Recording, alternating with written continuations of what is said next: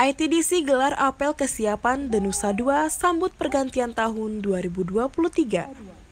PT Pengembangan Pariwisata Indonesia atau Persero atau Indonesia Tourist Development Corporation ITDC, BUMN pengembang dan pengelola kawasan pariwisata di Indonesia, menggelar apel kesiapan fasilitas dan keamanan dalam menyambut pergantian tahun 2023 pada hari Jumat 30 Desember 2022.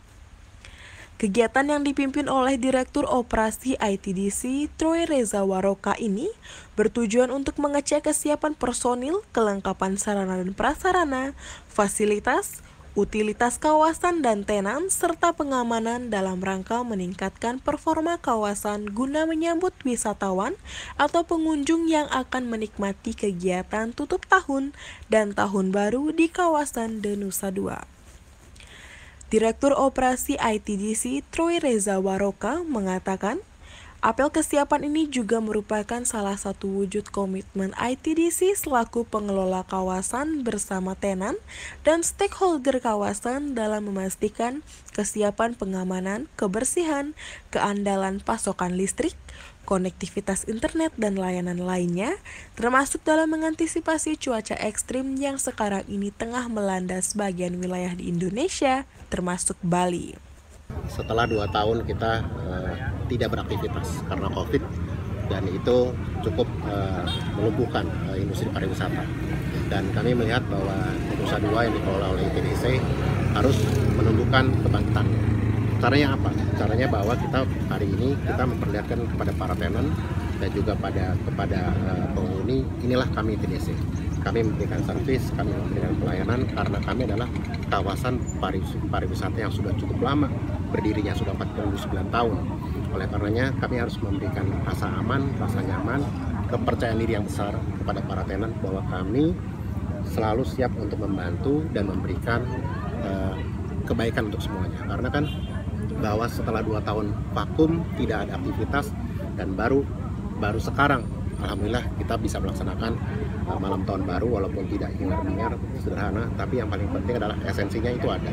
Jadi oleh karena itu kita pastikan, kita tunjukkan kepada teman-teman pengusaha, tenan, kami hadir sama-sama untuk saling membantu, berkolaborasi, dan kita mengkomunikasikan sama-sama. Karena itu kuncinya keberhasilan. Pak Presiden kan baru mencabut PPKM, Pak. Itu ada penyesuaian nggak untuk SOP nanti tahun baru?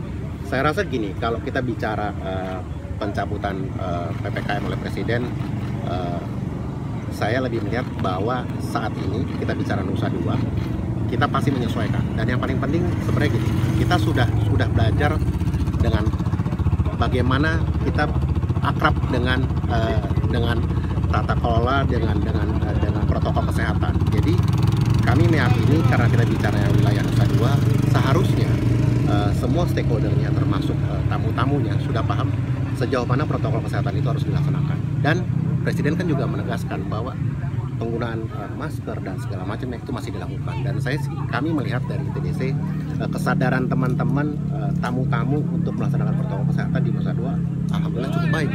Karena ya mungkin mereka sudah paham, situasinya juga mendukung, keamanan, kebersihannya mendukung. Jadi akhirnya saya melihat mereka bisa merespon ini dengan baik.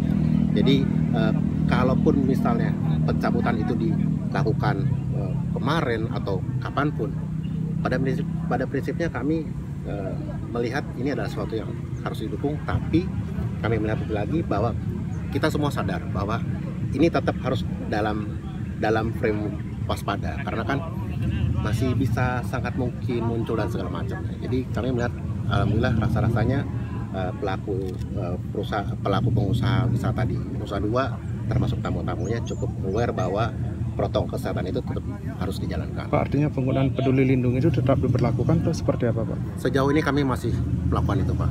Sejauh ini kami masih melakukan itu. Kan tetap seperti saya bilang tadi, waspadanya tetap kita harus lakukan. Kita sama-sama menjaga supaya semuanya baik. Jadi kalau menurut saya sih tidak ada yang salah, peduli lindungi itu masih harus dijalankan atau tidak. Selama itu masih baik, di kita masih kita jalankan.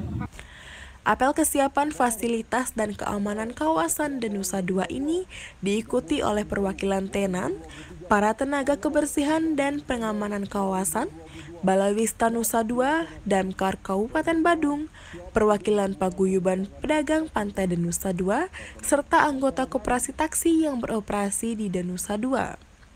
Apel juga diikuti oleh unsur pengamanan dan penyedia layanan publik, diantaranya Polsek Kuta Selatan, Koramil Kuta Selatan, Pospol Air Nusa Dua, serta PT PLN Persero dan PT Telkom Persero Tbk.